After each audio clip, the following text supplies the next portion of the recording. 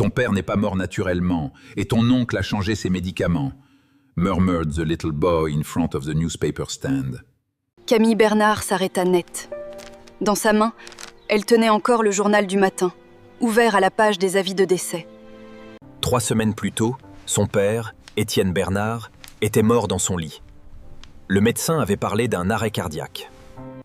Une mort triste, mais naturelle. C'est du moins ce que tout le monde lui avait dit, sans jamais laisser de place au doute.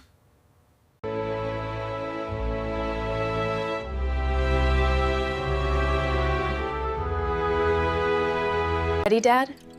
We've got this. Thank you, Camille. You're always here for me. Son père prenait ses médicaments à heure fixe et disait souvent en souriant « Je suis plus solide que cette vieille maison. Hâte. » The 11th. But the will says the 12th. Devant elle, le petit vendeur de journaux avait 11 ans, une veste trop grande et les mains noircies par l'encre. « Qu'est-ce que tu viens de dire, pas ?» demanda Camille, la voix tremblante. Le garçon regarda autour de lui, comme s'il craignait d'être entendu. La veille de la mort de votre père, j'ai vu votre oncle sortir par la porte arrière avec une petite boîte de médicaments. Ensuite, je l'ai entendu dire au pharmacien Favin « Personne ne vérifiera. Son cœur était déjà fragile, à bol. » Camille chancela comme si le sol disparaissait.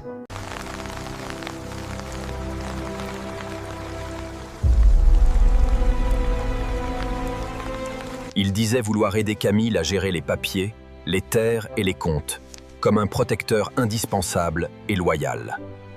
À cet instant, une voiture grise s'arrêta devant le kiosque. Victor en sortit, élégant, le visage grave, comme un homme en deuil.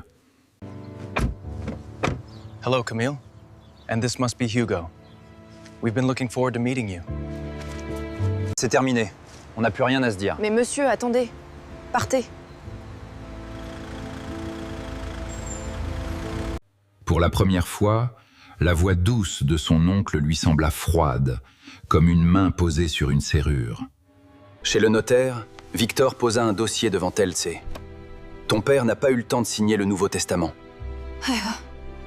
As you can see here on the map, the boundaries are clearly defined.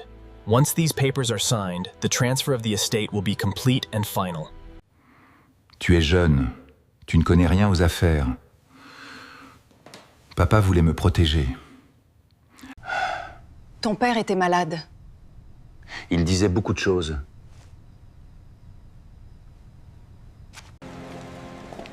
Le soir même, Camille retourna voir Hugo et demanda pourquoi il lui avait parlé, malgré le risque et la peur. Hugo baissa les yeux gare. Parce que mon père est mort aussi après qu'on a dit qu'il avait négligé son traitement. Marc. Ma mère n'a jamais pu prouver que quelqu'un avait touché à ses médicaments. Depuis, je ne peux pas me taire. The stories we tell, the threads connecting us, are what matter most. Join me. Maintenant, poursuivons. Camille appela Maître Delcourt, l'ancien avocat de son père, et lui montra les lettres d'Étienne écrites avant sa mort.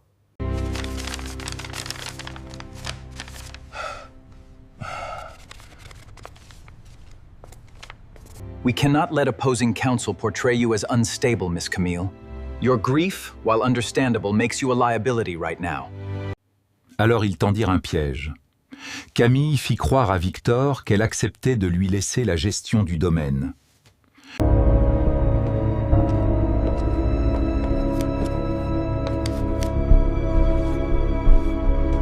Victor arriva avec un sourire satisfait. Tu fais le bon choix, ma chère. Ton père aurait voulu que tu sois raisonnable. Camille baissa les yeux. J'ai seulement une question. Pourquoi papa est-il mort juste avant de signer le Nouveau Testamentat? Victor, what are these medicines for? That is none of your concern, Camille. Tu crois vraiment qu'un tribunal écoutera une fille en deuil et un petit vendeur de journaux? Ton père était malade. Même si quelqu'un avait remplacé une boîte, personne ne pourrait le prouver, dit-il trop sûr.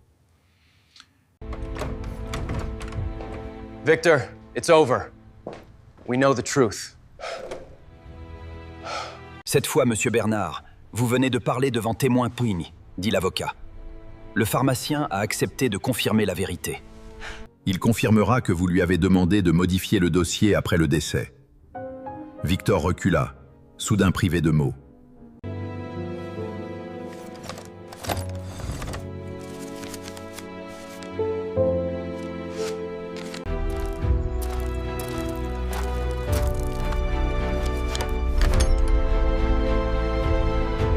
Camille retrouva ensuite Hugo devant le kiosque Tra. « Tu as rendu justice à mon père-tête », murmura-t-elle, les yeux humides de gratitude.